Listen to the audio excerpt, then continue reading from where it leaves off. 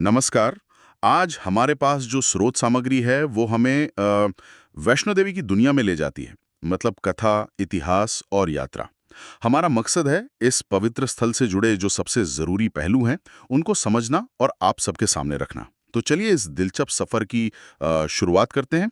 सबसे पहले बात करते हैं पौराणिक कथा की। कहते हैं वैष्णो देवी कोई साधारण देवी नहीं, बल्कि वो महालक्ष्मी, महासरस्वती और महाकाली का मिला जुला रूप है। हाँ, बिल्कुल। उन्होंने धर्म की रक्षा के लिए पृथ्वी पर वैष्णवी के रूप में जन्म लिया था। कहानी में मतलब मोड़ तब आता है जब भैरवनाथ नाम का एक तांत्रिक वो उनकी शक्ति को पहचान नहीं पाता है। हाँ, और उन्हें एक साधारण कन्या समझ लेता है। चाहिए और फिर उनका पीछा करने लगता है। देवी उससे बचने के लिए त्रिकूटा पर्वत की ओर बढ़ती हैं। बिल्कुल, और इसी दौरान वो एक गुफा में रुकती हैं जिसे आज हम अर्धकुंवारी के नाम से जानते हैं। अर्धकुंवारी, अच्छा। हाँ, कहा जाता है कि उन्होंने वहाँ 9 महीने तपस्या की, ठीक वैसे ही जैसे एक शिशु माँ के गर्भ में रहता है। 9 महीने, ये तो बड़ा गहरा प्रतीक है। फिर भैरवनाथ का क्या हुआ? देखिए, जब भैरवनाथ ने उन्हें वहां भी ढूंढ लिया तो देवी गुफा के दूसरे छोर से बाहर निकली और पर्वत के शिखर पर, जिसे अब भवन कहते हैं, भवन, हाँ। वहां अपना असली दिव्य रूप प्रकट किया और भैरवनाथ का संहार किया। पर कहानी यहाँ खत्म नहीं होती। अच्छा, मतलब इसके आगे भी कुछ है? हाँ, मरते समय भैरवनाथ को अपनी गलती का एहसास हुआ। उसने देवी से क्षमा मांगी। ओके।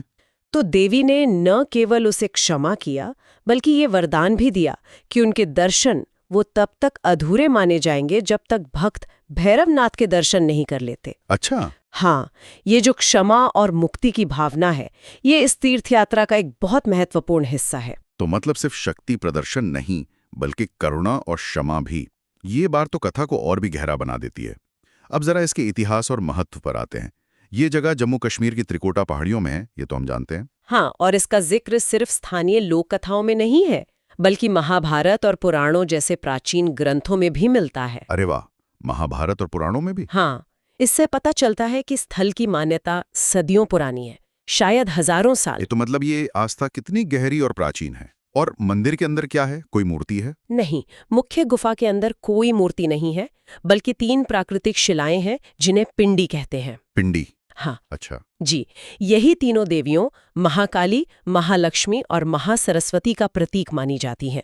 और ये जगह भारत के सबसे पवित्र शक्तिपीठों में से एक है। शक्तिपीठ? हाँ, जहां माना जाता है कि देवी सती का अंग गिरा था। यहाँ मतलब दिव्य स्त्री शक्ति का वास माना जाता है। और शायद इसीलिए हर साल लाखों लोग यहाँ आते हैं। बिल्कुल, श्रद्धालु यहाँ आशीर्वाद, सुरक्षा और अपनी मनोकामनाओं की पूर्ति के लिए आते हैं। और एक बहुत पक्की मान्यता है कि वैष्णो देवी की यात्रा कोई तभी कर पाता है जब माता का बुलावा आता है। माता का बुलावा, हाँ, ये मैंने भी सुना है। ये महज इच्छा शक्ति की बात नहीं, बल्कि एक तरह का दैवीय आमंत्रण माना जाता है। बिल्कुल। ये सुनने में ही कितना रहस्यमय लगता है। चलिए अब असल यात्रा की बात करते हैं। ये होती कैसे है? यात्रा कटरा नाम के शहर से शुरू होती है।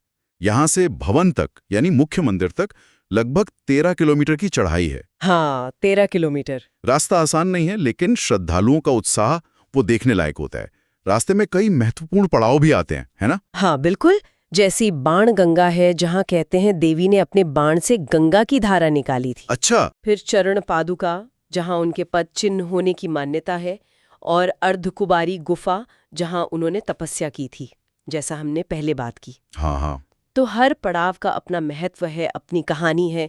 ये यात्रा को और भी सार्थक बनाते हैं। और फिर भवन पहुंचने के बाद क्या होता है? दर्शन कैसे होते हैं? पिंडियों के दर्शन के बाद, जैसा हमने कथा में सुना, भैरवनाथ मंदिर जाना जरूरी माना जाता है। हाँ, वो क्षमा वाली बात। बिल्कुल। वो मंदिर भवन से थोड़ी और ऊंचाई पर है। ये यात्रा के चक्र को पूरा करता है। पहले देवी के दर्शन और फिर उनके द्वारा क्षमा किए गए भैरव के दर्शन। ये पूरी यात्रा तो मतलब आस्था और शारीरिक क्षमता दोनों की ही परीक्षा लेती होगी। निश्चित रूप से। ये साल भर खुला रहता है, पर नवरात्रि के समय यहाँ का माहौल एकदम अलग होता है। हाँ, वो तो होता होगा। भक्तों की भारी भीड़, जयकारे, भजन कीर्तन। उस समय तो उत्सव और भक्ति का एक अनूठा संगम देखने को मिलता है। हालांकि आजकल यात्रा को आसान बनाने के लिए काफी सुविधाएं भी हैं। जैसे हेलीकॉप्टर है, बैटरी कार है, पालकी वगैरह की सुविधाएं उपलब्ध हैं। अच्छा, तो मतलब हर तरह के श्रद्धालु पहुंच सकते हैं। तो हमने आज वैष्णो देवी की दिव्य कथा, उनके प्राचीन इतिहास, गहरे आध्यात्मिक महत्व और उस चुनौतीपूर्ण लेकिन आस्था से भरी यात्रा के कई पहलुओं को समझा। हाँ, ये सिर्फ एक धार्मिक स्थल की यात्रा नहीं है, ये गहरा व्यक्तिगत और आध्यात्मिक अनुभव है। बिल्कुल। और ये सोचने पर मजबूर करता है कि वो कौन सी अटूट आस्था और विश्वास की शक्ति है जो हर साल लाखों लोगों को तमाम मुश्किलों के बावजूद इस कठिन चढ़ाई के लिए प्रेरित करती है। सही बात है। और इस अनुभव को हर किसी के लिए इतना अनूठा बना देती है, इस पर विचार करना वाकई दिलचस्प होगा।